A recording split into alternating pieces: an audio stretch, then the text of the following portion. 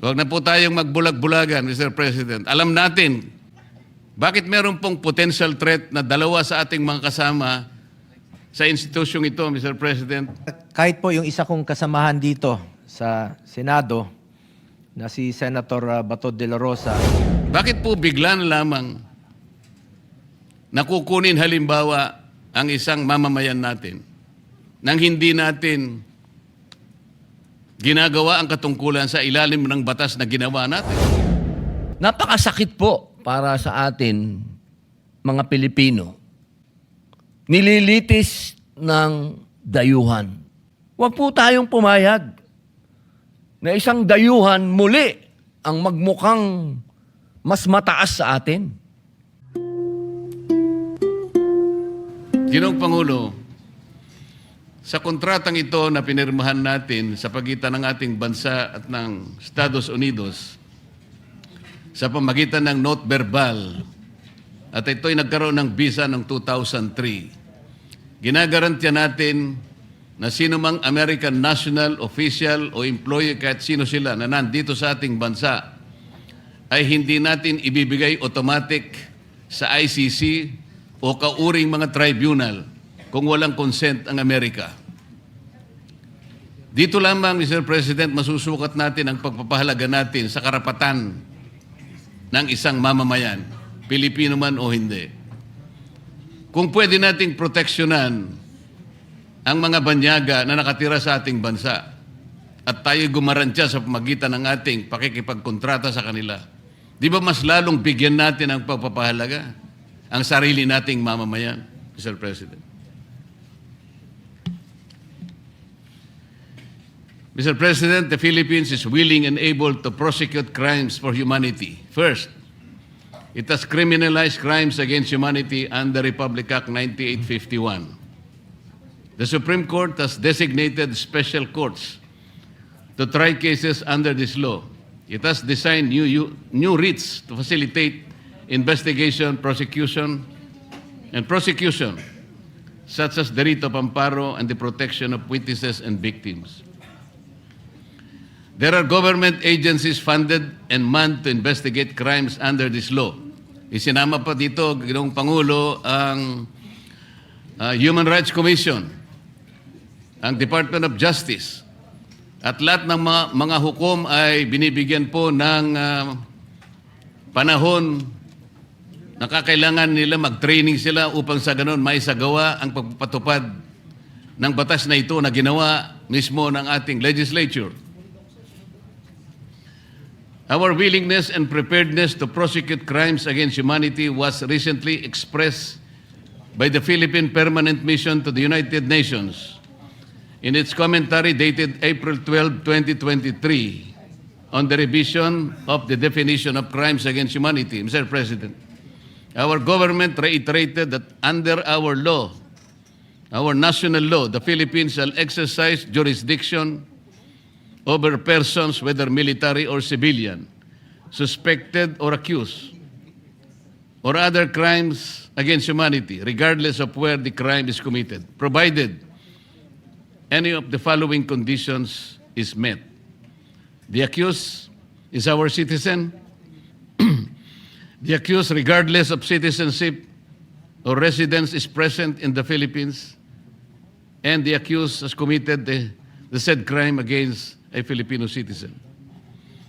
Our government also agreed to competent authorities that each competent authorities shall proceed to investigate whenever there is reasonable ground to believe that acts constituting crimes against humanity have been committed in any territory under its jurisdiction. This is a clear assertion of the principle of complementarity that should rule out an extraordinary rendition of a Filipino citizen to the ICC. Mr. President, let me emphasize that our law, Republic Act 9851, acquires primary jurisdiction to crimes against humanity. Preparado po tayo. The last time I checked, the Supreme Court has not made any declaration that it is unwilling or it is incapable or it is unable to hear cases within our country. As a matter of fact, the law is prepared. And all the instrumentalities and agencies concerned in the prosecution and litigation of cases against humanity and similar crimes. Preparado po ang ating bansa, ang ating korte, even our prosecutor services, preparado. Sa makatwid, the primary jurisdiction rests in our country. Complementarity will only come in kung wala na po tayong kakayahan na isagawa ang nararapat para akusahan, ilitigate ang lahat ng mga kasong sinasaad sa ating batas. So paano po papasok? Bakit po bigla na lamang nakukunin halimbawa ang isang mamamayan natin nang hindi natin ginagawa ang katungkulan sa ilalim ng batas na ginawa natin? Republic Act 9851 has not been repealed so far, Mr. President. It is active. Bakit hindi po ginagamit ito? Bakit meron pong potential threat na dalawa sa ating mga kasama sa institusyong ito, Mr. President? Kaya nga po ang isa rito ay hindi nakapagsasagawa ng kanyang tungkulin sapagkat may dalang takot po dahil magsasagawa ng extrajudicial rendition ang isang korte na kung saan ang kanyang jurisdiction na hindi na po natin kinikilala, Mr. President. Hindi na po tayo member ng Rome Statute. Pero nakaabang parang sword of Damocles hanging on the heads dito sa mga kasama natin sa chamber na ito, Mr. President. Kung halimbawa, Mr. President, inadapt natin ang resolution na ito, ano ang susunod na hakbang, Mr. President? Halimbawa, nag-issue ng warrant of arrest ang ICC sa isa sa kasama natin dito sa chamber na ito. Ano ang magagawa ng isang resolution, Mr. President? Ang resolution ba will have the effect of notifying all agencies concerned, like the PNP or the DOJ, na magdahan-dahan kayo. Huwag kayong magdalos-dalos. Huwag kayong padalos-dalos kasi nagsalita na ang Senado. The sense of the Senate has been declared na ayaw natin na kailangang panagutan muna ang ating saligang batas, ang umiiral na batas tungkol dito, na ang primary jurisdiction ay ating bansa. Papasok lamang ang ICC o kung sino man under the doctrine of complementarity. Hindi kailanman papasok, Mr. President, dahil nga ang ating mga hukuman, ang ating mga piskalya ay handa at willing and able to do their functions. So paano magkakaroon ng puwang na mag-i-issue ang isang banyagang tribunal at pagkatapos ay hindi natin kikilalanin ang sariling batas na tayo mismo ang gumawa, Mr. President? Ito po ang, siguro pwede natin sabing, the ironies of all ironies. Tayo na po ang gumawa ng batas para parusahan natin ang sino man, national man natin o hindi national na residente sa ating bansa. Pagkatapos ay papasok ang isang banyagang tribunal na wala ng karapatan sapagkat wala na nga tayo sa Rome Statute. Ito ang mga katanungan, Mr. President, na dapat magkaroon po ng kasagutan sa lalong madaling panahon. Nararamdaman ko po ang nararamdaman ng mga kasama natin. Huwag na po tayong magbulag-bulagan, Mr. President. Alam natin, kung tayo po ang nasa kanilang kalagayan, nakikita rin po siguro natin ang takot na namamayani sa ating kalooban.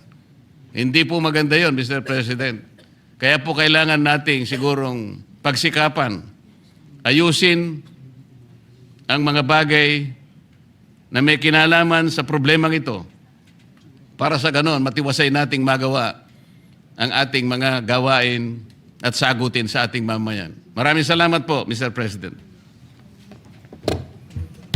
Majority Leader. Sino gusto mag-sponsor? May recognize our distinguished colleague, Mr. President, Senator Amy Marcos. Senator Amy Marcos is recognized. Thank you very much, Mr. President, Majority Leader. Esteemed colleagues of the Philippine Senate, good afternoon. I rise to co-sponsor with Senator Marcoleta and Senator Cayetano the proposed Senate Resolution 307 entitled Resolution Expressing the Sense of the Senate of the Philippines to Protect All Filipinos Against Extraordinary Rendition and Guarantee them a reasonable time prior to their surrender by or extradition from the Philippines to seek redress from the courts and avail of legal remedies. Ang hustisya na ipinapataw ng dayuhan ay hindi hustisya. Ito ang pagpapahiya. Ito ay pang-aalipin. At mga kababayan ko, hindi tayo alipin. Tayo ay Pilipino. At kung Pilipino ka, hindi ka susuko at hindi mo isusuko ang kapwa mong Pilipino, hindi mo isusuko ang iyong pagiging Pilipino. Almost 1 year ago, on that fateful day of 11 March 2025, the Philippine government, acting in coordination with the International Criminal Court, a tribunal whose jurisdiction the Philippines has long and consistently denied, caused the arrest of former President Rodrigo Roa Duterte without a warrant issued by any Philippine court. Not content with effecting that arrest, absent any local judicial authority, the government then transported him to The Hague, thereby completing what can only be described as an extrajudicial rendition. Ganito ang nangyari kay Rodrigo Duterte sa kamay ng mga dayuhan na para bang wala siyang sariling bayan, na para bang wala tayong kakayahang humusga sa sarili nating bansa. Mga kababayan, kung may anak kang nasa panganib, ipapasa mo ba siya sa kamay ng iba? Kung may kaibigan kang pinararatangan, hahayaan mo bang ibang tao ang humusga sa kanya habang nakatali ang kanyang kamay at wala siyang laban? Kung ang iyong ama, matanda na at may sakit, ay kinakaladkad palabas ng inyong sariling tahanan, manonood ka na lang ba at walang gagawin? Today, we are confronted with the prospect that the same course of action may once again be undertaken. If we are to remain faithful to our oath to preserve and defend the Constitution, we cannot allow this to pass without clarity, without principle, without constitutional fidelity. During the 19th Congress, your Senate Committee on Foreign Relations conducted extensive hearings into the executive's actions. From the testimony of respected and constitutional authorities, including retired Supreme Court Justice Adolfo Ascuna, a member and author of the 1987 Constitutional Commission, and the constitutional law scholar, Attorney Alexis Medina, two propositions emerged with unmistakable clarity. First, the judicial intervention by Philippine courts is indispensable before the government may arrest a Filipino citizen within our territory and transport him to another jurisdiction. Second, any Filipino citizen arrested in this country without local judicial proceedings retains the right to seek redress before Philippine courts. These are not technicalities. These are constitutional imperatives repeated time and again. And no degree of legal engineering, of semantic maneuvering, or strained interpretation should be permitted to circumvent these constitutional guarantees. During the committee hearing on the 20th of March 2025, Attorney Medina clarified that the term surrender under Section 17 of RA 9851 applies only in two instances. First, when the person to be arrested has already voluntarily surrendered to the custody of the national government, thereby negating the need for extradition proceedings. And second, the person to be arrested is an alien, in which case what will be involved is only a deportation process which does not involve any court proceedings at all. Outside of these very narrowly defined instances, the arrest and transfer of a person to a foreign jurisdiction without local court proceedings would not be sanctioned by our Constitution. For our 1987 Constitution is unequivocal. Article 3, Section 2 of the Bill of Rights provides, no warrant of arrest shall issue except upon probable cause to be personally determined by the judge after determination under oath or affirmation of the complainant and the witnesses he may produce. The judge contemplated by the Constitution can only be a Philippine judge. Article 8, Section 1 vests judicial power in one single Supreme Court and in such lower courts as may be established by law. The International Criminal Court is not such lower court established by Philippine law.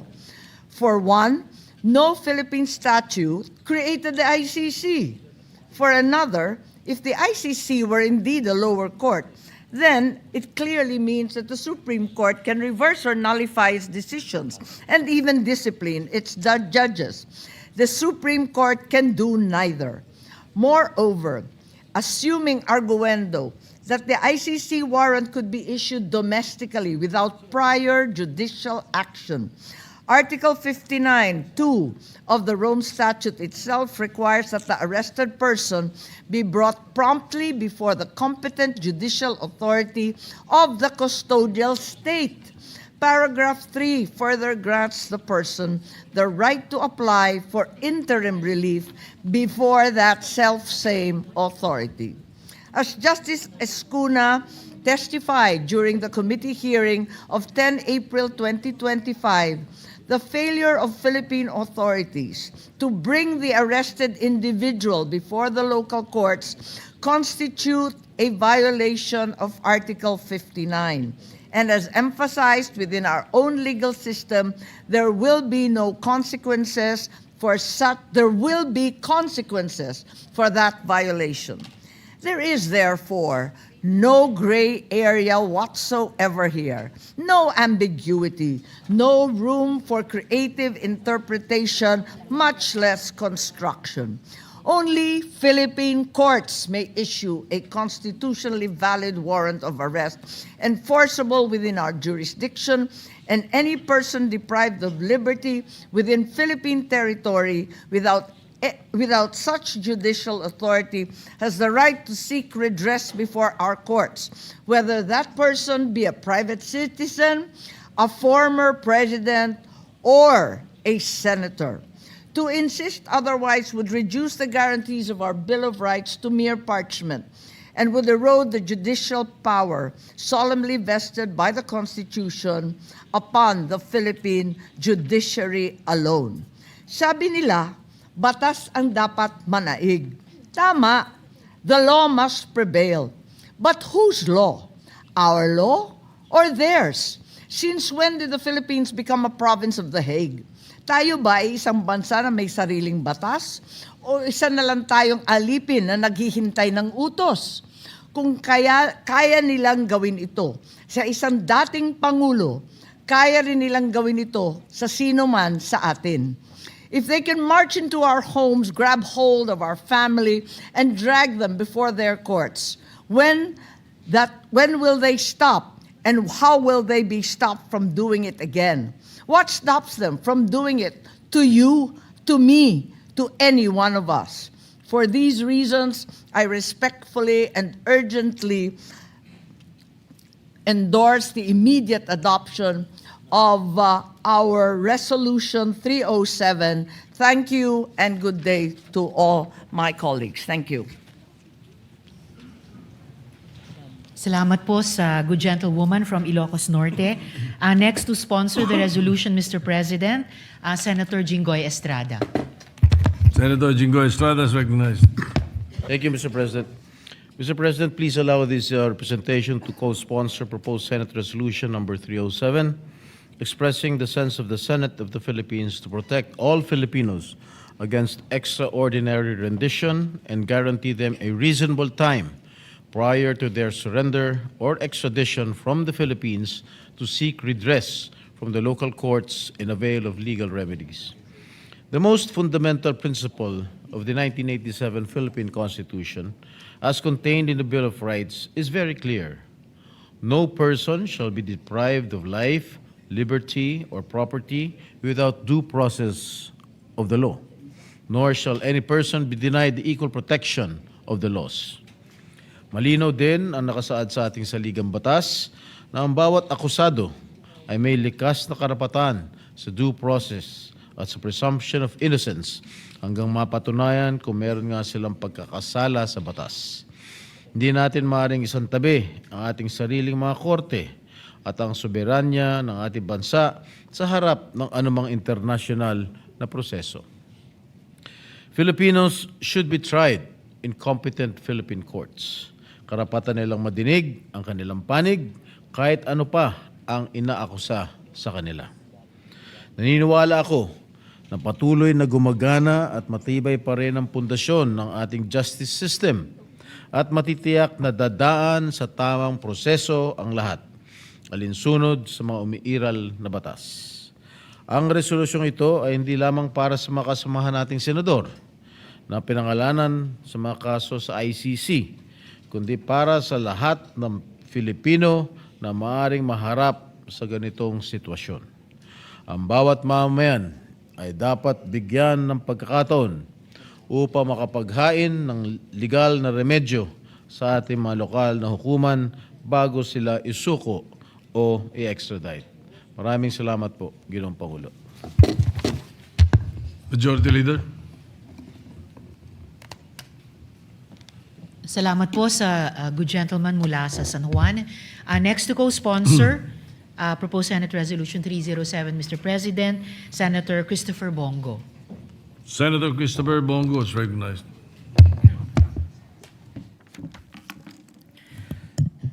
Mr. President, esteemed colleagues, I rise to express my support and to co-sponsor the Senate resolution expressing the sense of the Senate to protect all Filipinos against extraordinary rendition and guarantee them a reasonable time prior to their surrender by or extradition from the Philippines to seek redress from the courts and avail of legal remedies. The very core of this resolution is a simple but powerful principle. No Filipino should be deprived of liberty without due process of law. This is not merely a legal or procedural technicality, but a constitutional guarantee enshrined in our fundamental law. Mr. President, let me address this matter with full transparency. I have always believed in the due process of the law. This resolution may appear to intersect with my personal circumstances, and I do not shy away from that reality. But precisely because of that reality, I speak today and support this resolution not merely as a legislator, but as a Filipino who believes deeply in the protections guaranteed by our Constitution. This resolution is not crafted to serve any individual. It is not a shield for the powerful, nor it is a refuge for the guilty. It is a reaffirmation that every Filipino, ordinary citizen or public official, karaniwang mamamayan man o nasa pwesto, stands equal before the law under its protection. Wala naman sigurong Pilipino ang ayaw magtrabaho o umiwas sa tungkulin. Sino bang ayaw magtrabaho? Ang gusto lang natin ay makasiguro na ang bawat Pilipino ay protektado at lahat ay dumaan sa due process. Ako po mismo, tinatanong nila. Ako naman po yung nagtatrabaho, Lunes hanggang Linggo po. At hindi ko po matiis na nakaupo lamang dito sa malamig na opisina habang mga kababayan natin nangangailangan po ng tulong. At yan naman po ang aking sinumpaang tungkulin.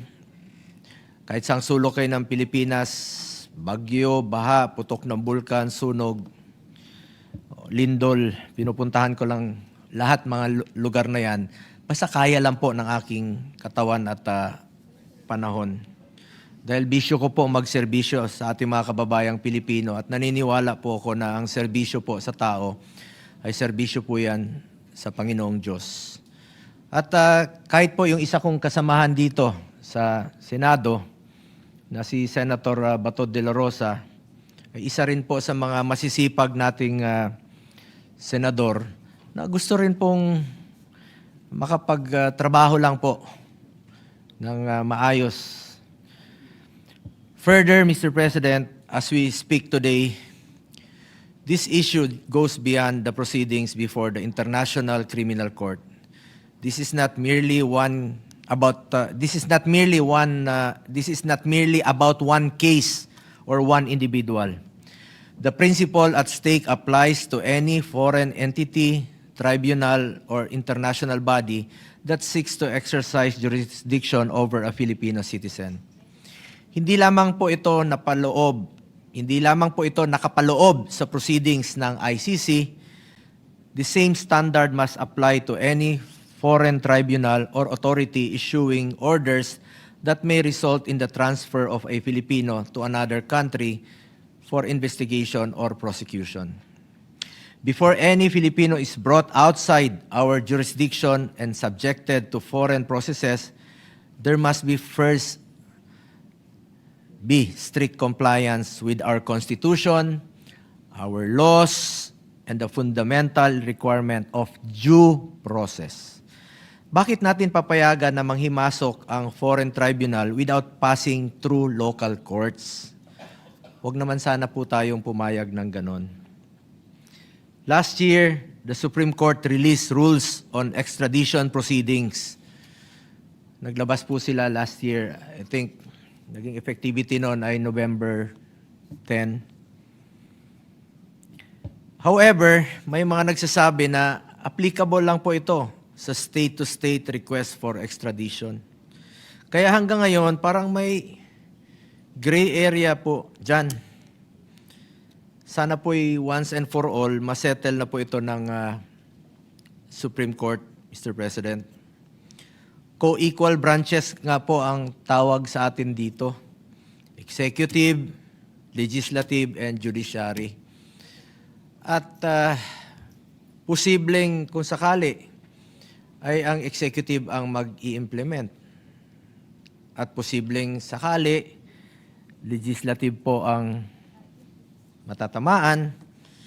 So once and for all, sana po matuldukan na po ito ng judiciary. Sila naman po ang final arbiter at makakapag-desisyon yan. Mr. President, I reiterate that this resolution does not obstruct justice. It strengthens it. It does not defy international cooperation. It ensures that such cooperation operates within constitutional bounds. The Philippines can honor its international obligations whilst still safeguarding the fundamental rights of its people. At the end of the day, I still believe that the true test of our commitment to justice is how we treat the favored. But, ulitin ko lang po, at the end of the day, I still believe that the true test of our commitment to justice is not how we treat the favored, but how we protect the rights of those under accusation. Nakikiusap po ako sa mga kasamahan natin dito sa Senado, proteksyonan po natin ang ating ang institusyon. And I urge this chamber to stand firm in defense of due process and to adopt this resolution in the name of constitutional fidelity and equal protection for all. Maraming salamat po, Mr. President. Majority Leader. Maraming salamat din po, Mr. President, sa good gentleman mula sa Davao. Mr. President, Senator Robin Hood Padilla wishes that his co-sponsorship speech for the resolution be inserted for the record. Oh, I'm so sorry.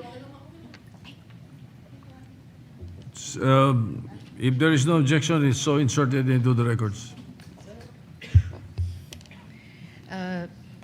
Just to make of record, Mr. President, there was an indication from the good gentleman mula po sa Camarines Norte na baka mas gusto nilang ma-deliver yung kanilang co-sponsorship speech. I withdraw my earlier motion. Then Mr. we recognize President. Senator Robin Padilla. Salamat po, Mr. Maraming President. salamat po, Ginoong Pangulo, at sa ating pinunong mayorya, sa ating pong kasama, Senator Risa Hontiveros. Ako po naman ay gusto ko lamang pong magbigay ng maiksing manifestasyon sapagkat napakabigat po para sa akin.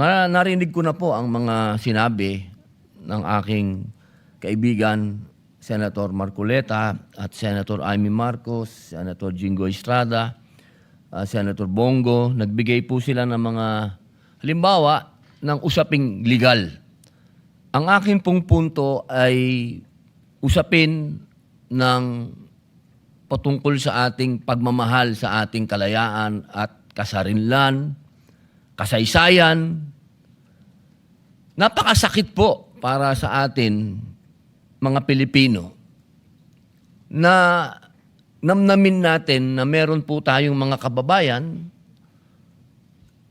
na nasa ibang bansa at doon dumadaan sa isang paglilitis. Nililitis ng dayuhan. Napakasakit pong mapanood. Hindi ko nga kayang panoorin na meron isang huwes, merong mga